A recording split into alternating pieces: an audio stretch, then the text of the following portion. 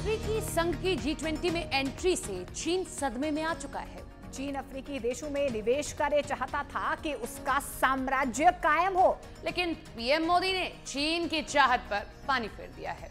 अफ्रीकी देशों की सालों की मांग रही थी कि वो G20 का हिस्सा बने। G20 का सदस्य बनने की अफ्रीकी संघ की इच्छा प्रधानमंत्री नरेंद्र मोदी ने पूरी कर दी है। और चीन की चालाकियां नई दिल्ली में पटखनी खा रही हैं। चीन को लगता है कि अगर चीन अफ्रीकी देशों का झंडा अपने कंधे पर लेकर चलेगा तो ग्लोबल साउथ का लीडर बन सकता है। चीन बिल्कुल गलत सोचता है। भारत किसी हार जीत की राह पर नहीं चलता। उसकी मंजिल है विश्व का कल्याण। जिस रूप में हो, जहां हो, जैसा हो, उसे अपना मानता है। वसुधैव कुटुंबकम, मेहमान के प्रति आदर का भाव, ये सबसे इमोशनल पल है। इसके पहले आपने वो तस्वीर भी देखी होगी कि प्रधानमंत्री का पैर छू लिया। ये कोरी भारतीय कूटनीति का हिस्सा है। जमीन से सीमा नापने की नहीं, सीमा पार जाकर दूसरों के कल्याण में शामिल होने की यही इच्छा हिंदुस्तान को अफ्रीका से जोड़ती है। नई दिल्ली में यही दिख रहा है। आज आपको अफ्रीकी संघ से जुड़ी हर डिटेल को समझ लेने की जरूरत है। पीएम नरेंद्र मोदी ने अफ्रीका के साथ रिश्तों का नेक्स्ट पेज ओपन कर दिया है। ये रिश्ते भारत की नई पहचान वाले रिश्ते हैं। इससे पहले बाली में हुए G20 सम्मेलन के दौरान भी अफ्रीकी संघ को G20 में एंट्री करवाने को लेकर चर्चा हुई थी। पीएम नरेंद्र मोदी ने जून में प्रस्ताव रखा, अमेरिका को भी मना लिया, चीन देखता रह गया और पीएम नरेंद्र मोदी ने छक्का जड़ दिया।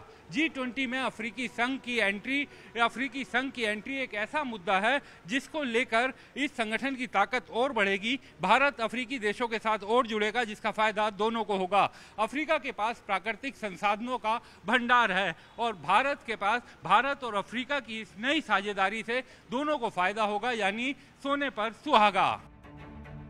स्थापना 26 मई 2001 को अदीस अबाबा, इथियोपिया में हुई थी। 9 जुलाई 2002 को दक्षिण अफ्रीका में लॉन्च किया गया था। AU यानी अफ्रीकी सचिवालय, अफ्रीकी संघ आयोग अदीस अबाबा में स्थित है। चीन के राष्ट्रपति शी जिनपिंग G20 सम्मेलन में शिरकत नहीं कर पाए। इसका वॉक ओवर नहीं है भारत की जीत। ये पीएम मोदी ने चीन से छीना है, क्योंकि सच यही है कि हम अफ्रीका से जमीनी तौर पर दूर हैं, लेकिन चीन से ज्यादा नजदीक हैं। क्योंकि हम दिल के करीब हैं। हिंदुस्तान ने अफ्रीका से कारोबारी दोस्ती नहीं की, आत्मीयत वाला रिश्ता किया है। चीन अफ्रीका में दुकान तलाश करता है, हिंदुस्तान अफ्रीका में रोशनी और तालीम बताता है। ये फर्क अफ्रीका पहचानता है, इसीलिए बार बार ये तस्वीर ज़हन में ताजा हो रही है।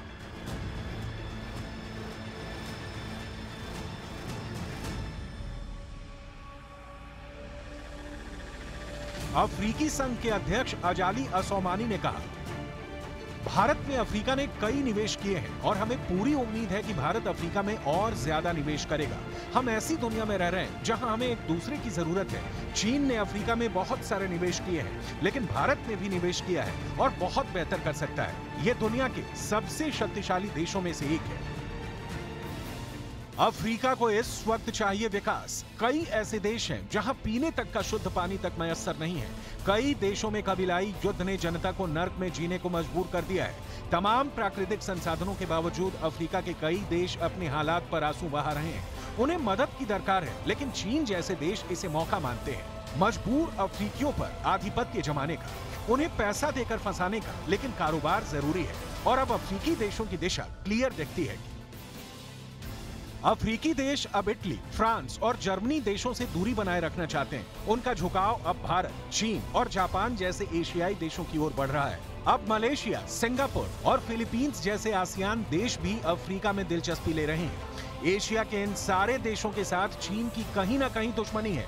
चीन की विस्तारवादी नीति का खामियाजा ये सारे देश भुगत रहे हैं। इसीलिए बहुत स्वाभाविक है कि इन देशों की तरह अफ्रीकी संघ भी सोचे, और उसने सोच भी लिया है। अब 55 देश हिंदुस्तान के साथ तरक्की की सीढ़ियां चढ़ने के लिए तैयार हैं। ये भारत को दुनिया का डिप्लोमेटिक गिफ्ट है, उपहार है, नई दिल्ली का मेजबानी देने के लिए G20 को। अफ्रीकी संघ की सालों से यह इच्छा रही है कि वो G20 का सदस्य बने।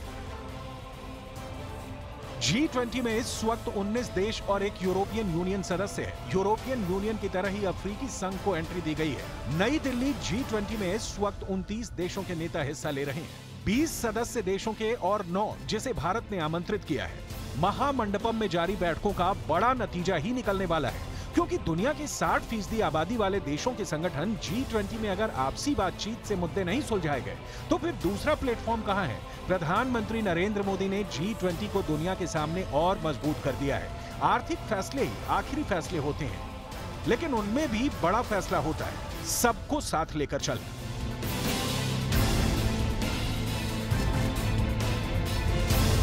आधिकारिक ऐलान के बावजूद भी अफ्रीकी संघ के G20 में शामिल होने की प्रक्रिया में थोड़ा विलंब हो सकता है। माना जा रहा है कि अगले साल होने वाले ब्राजील G20 सम्मेलन में अफ्रीकी संघ को पूर्ण सदस्य के तौर पर शामिल किया जाएगा, लेकिन इससे पहले प्रधानमंत्री के नेतृत्व में भारत ने अफ्रीकी संघ को G20 में शामिल करवाकर इतिहास रच दिया है।